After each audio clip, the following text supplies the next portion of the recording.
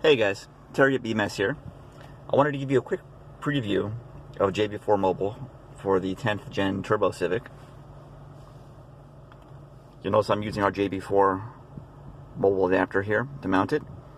You can use our adapter or any adapter you choose, or not at all. It's kind of a convenient way to do it. When you're connected, you'll see the gauges populate with engine data here. Now, to change those, all you have to do is press and hold it, and you can scroll through our list of gauges and pick the ones that you want to preview. No matter what you select on here, everything will be recorded when you're doing data logs. So this is just for what you want to actually look at. And one of the fun ones I like to put on here is map. This gauge has, I'm on map 1 now, you can see. This gauge has a special property because when you double tap it, you can actually change your map on the fly here. So we can go to map 0, back to map 1. Super easy. Under settings here, we've got a variety of things. One of the things you guys will be using initially is the update firmware. That lets you download firmware from our site and load new features and things as we have them. We're always coming out with updates for you guys with powerful maps and new ideas. The basic user adjustment page here lets you do custom tuning, adjust settings like adjust safeties.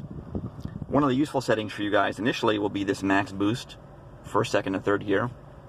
I use it to reduce boost off the line to help reduce wheel spin and wear and tear in the tranny since we're a CVT. You guys can play around with that and see what you think. 2.0 here means we're reducing boost in first gear by 2 psi.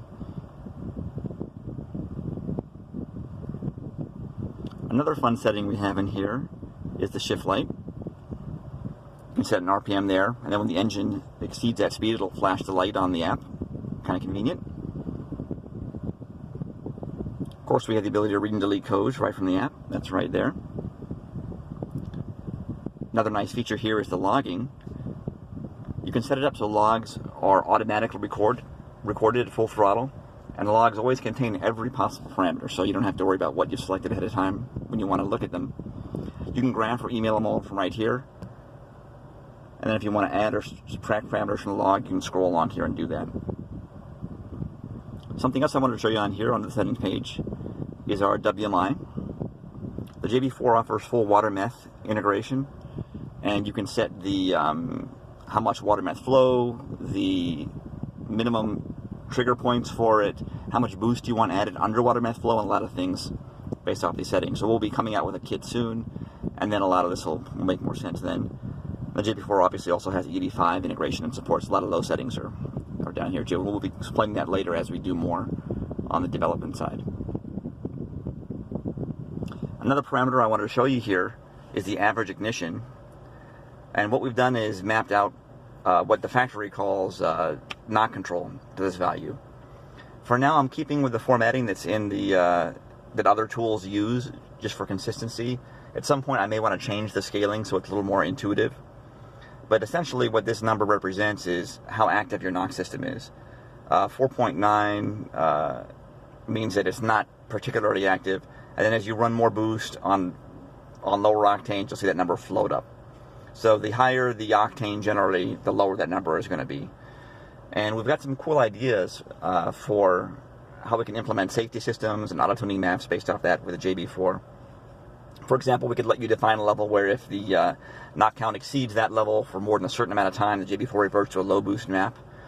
We may also want to come up with an auto-tuning map that uses that along with other engine criteria to safely determine how much boost can be run on the engine dynamically based off whatever fuel you happen to put in the car, whatever modifications you happen to put on the car, and whatever the climate conditions happen to be. And as those things change, then the JB4 would automatically change its tuning, so you're always making as much power as you safely can. So there's a lot of cool stuff we can do there. I'm in a parking lot here, so I can't do much of a log, but I'll show you how the auto logging works really quick.